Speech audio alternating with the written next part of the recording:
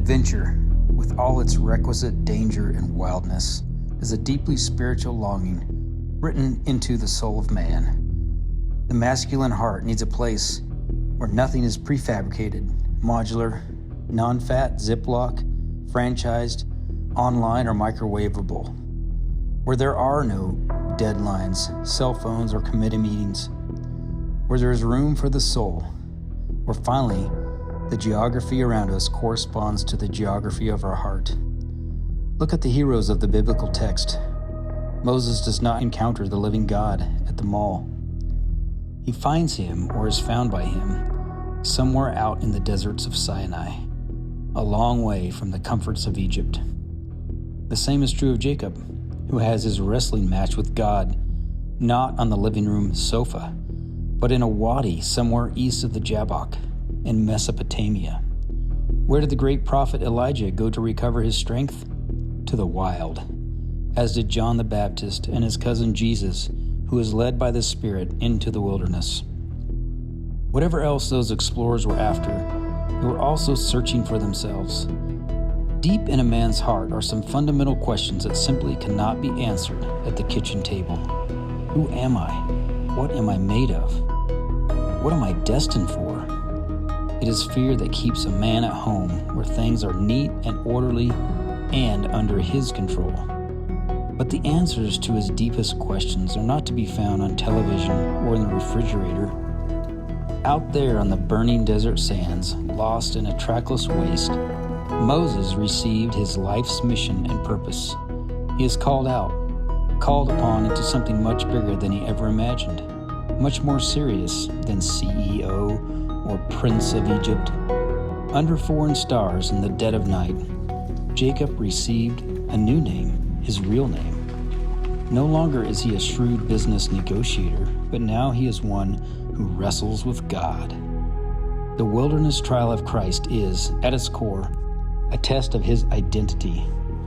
If you are who you think you are, if a man is ever to find out who he is and what he's here for, he has got to take that journey for himself.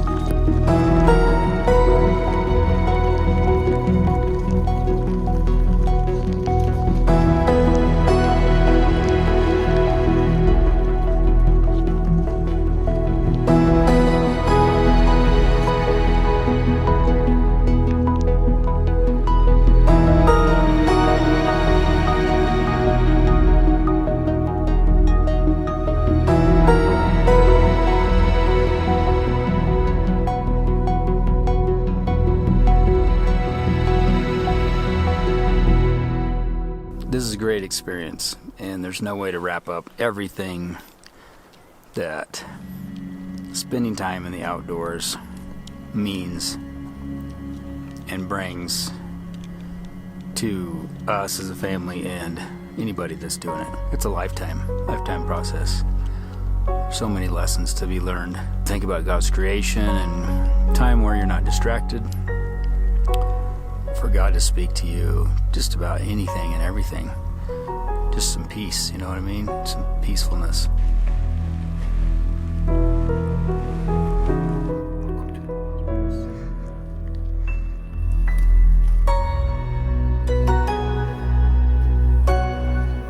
So we just spotted the first elk of the trip. Counted about 40. Can't quite tell the bulls or anything, but looks like a good size herd, and kind of getting our plan for the morning to maybe go up there, so that's exciting.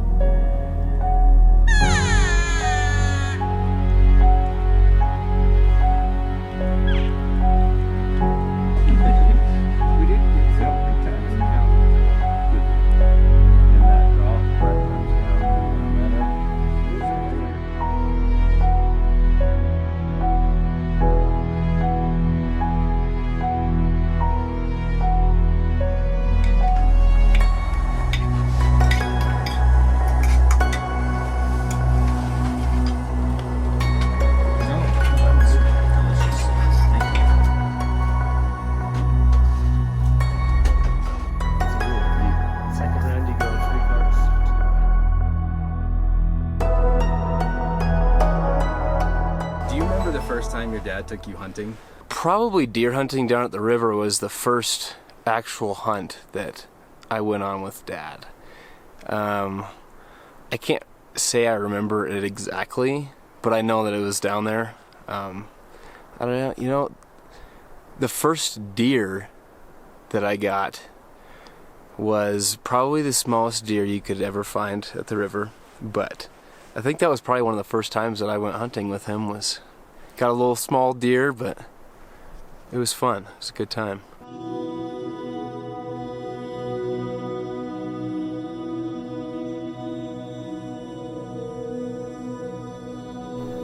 First couple times going, I remember it was deer hunting, so it was always cold about like in October, November. You got time to do anything out there in the woods, clear your mind. But yeah, it's been fun being able to hunt with him basically my whole life. So it's really enjoyable, whether you're shooting anything or whether you're just camping in the woods or hiking or whatever. It's fun. So.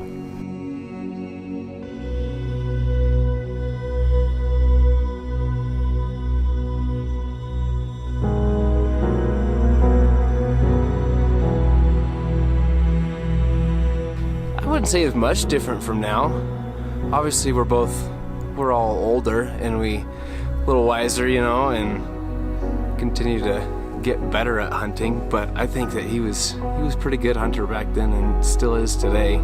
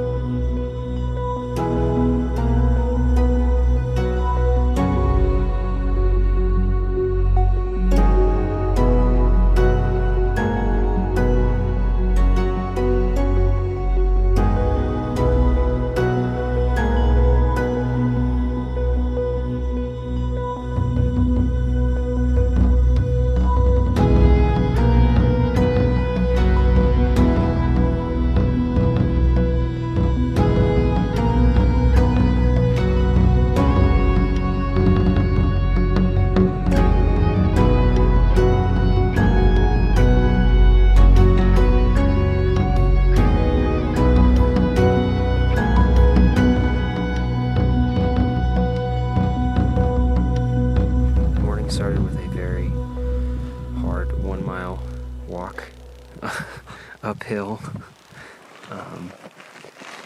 Started out very cold, but it's nice now. 50 degrees, sunny, lots of action around us that we can see, not that we can hear. We're gonna hike down, try to sneak up on them in the trees, kind of this way in the mountain. The wind doesn't give them our smell.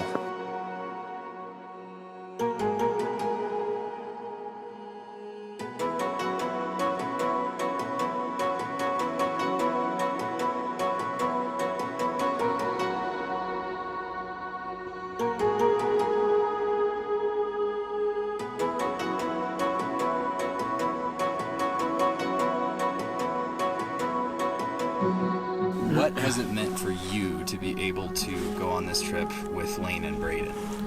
I can't bring everybody all the time, so it's just a good time. They're older and they just appreciate it differently now than when they were probably smaller, so it's a good time just to be next to them while they're soaking it all in, soaking God's creation in, and they can express their grown up things to me, so that's kind of nice.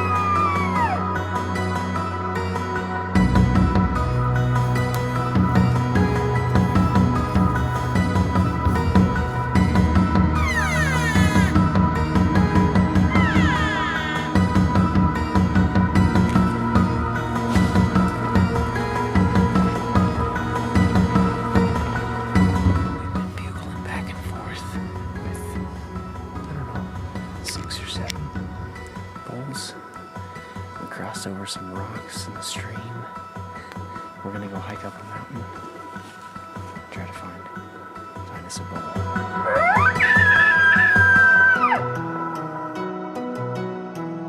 What's something that you've learned about hunting from your dad?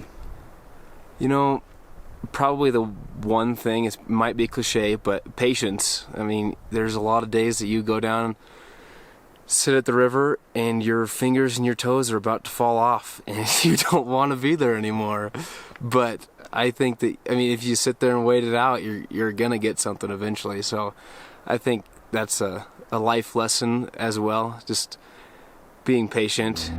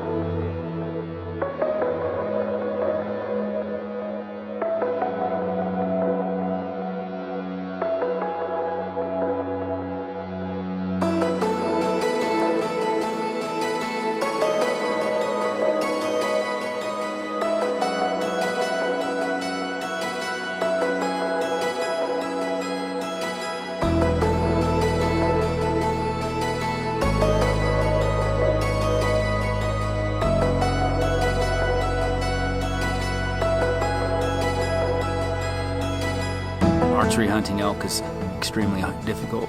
At the end of the day, like, it's a group effort. And yeah, somebody has to do the shooting. Somebody got to do the calling. Somebody's got to do the video and the sitting and the other calling, and everybody has to be ready.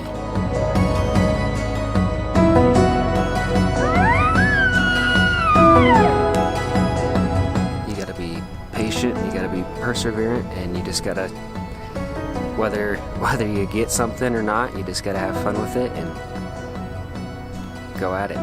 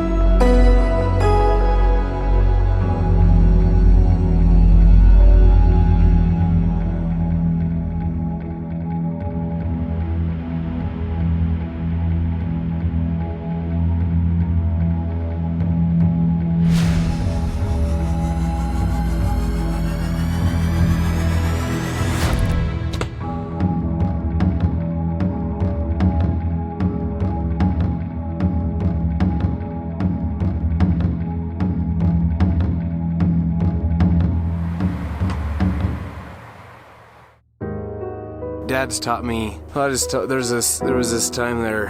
He shot a deer down at the river. He shot it and he couldn't find it that day, so we waited and then we went down the next day. When we found that animal, I mean, he started tearing up, and I was like, "Whoa, why is he tearing up?"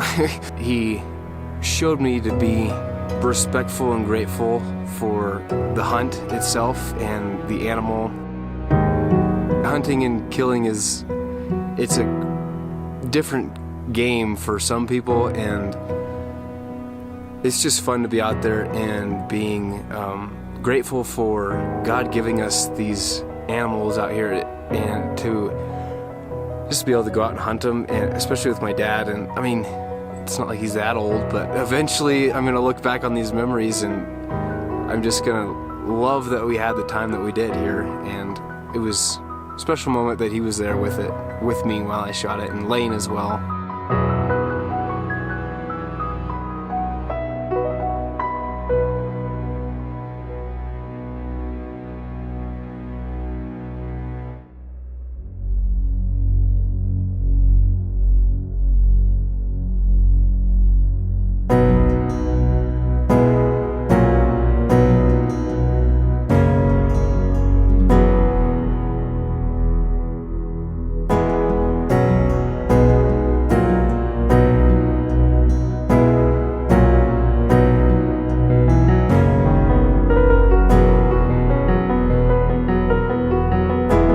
I think coming into the trip, I was probably the most excited. I love archery, elk hunting. I just love September hunts. But I think coming into it, I was fully content whether I had an elk or not.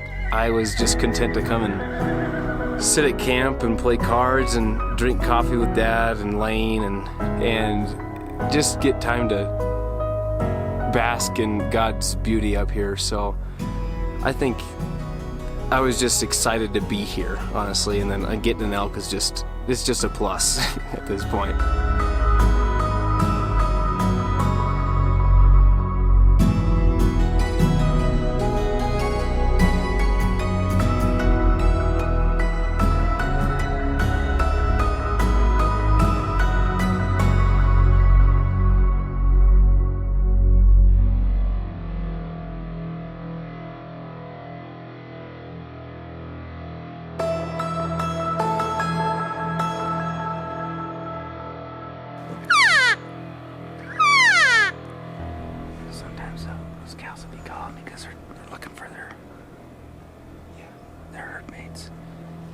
draw if they get lost. So they just shoot out a call. Try to keep it together. Where's your calf call? You got that? You got the little calf call? No. I think Braden has it.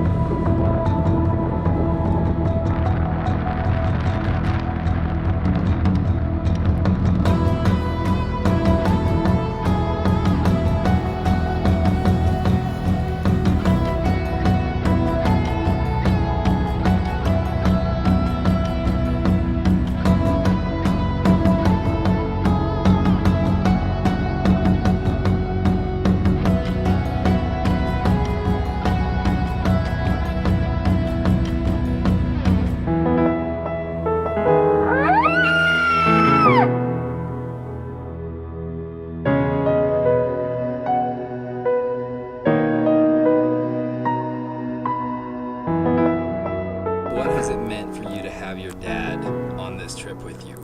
It's meant a lot. I mean, he's kept me, you know, if you get frustrated about not shooting something, he's there to remind you that it's not always going to end with a kill. So he's just there to kind of keep you going, whether you're in the woods in the dark or whether it's getting you up in the morning. It's been good to have him here. What's something of your dad that you would like to carry through to your kids? Even something as simple as just, you know, making sure you're praying while you're at camp, or you're doing, whether you're hiking or camping, you're doing it all for God, and he's passed that on to us very well, I think. So that'd be something I'd pass on to my kids one day, I hope.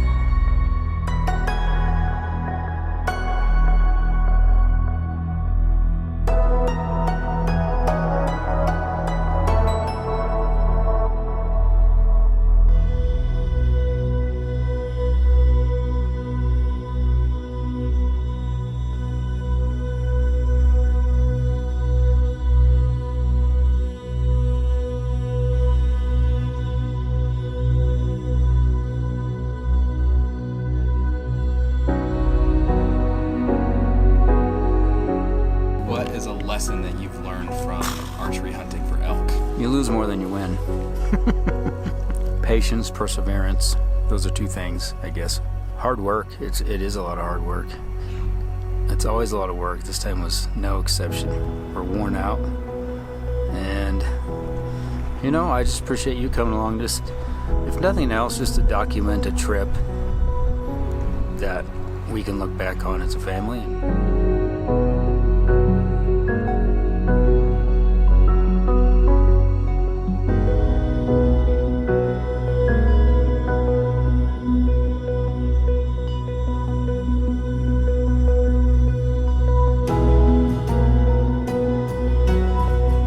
You know, more than just hunting, I would just say it's so important that we have wilderness and outdoor areas for us to spend time in. So, I mean, if anybody's watching this at all, it's just, you have to continue to make time and space for that in our lives. We can't forget about it because it's a great place to draw near to God, and we want to have these places. A lot of these cool things that we see out here, they only happen once, maybe once in a lifetime. So you just take it in while it's there. Appreciate it for what it is, and then know the next time it'll be different, but still, you know, it's wilderness, and God will speak to you differently next time. The outdoors and wilderness are just important places to cherish for our kids and grandkids and your kids and grandkids, and it's good heritage, right? We're fortunate.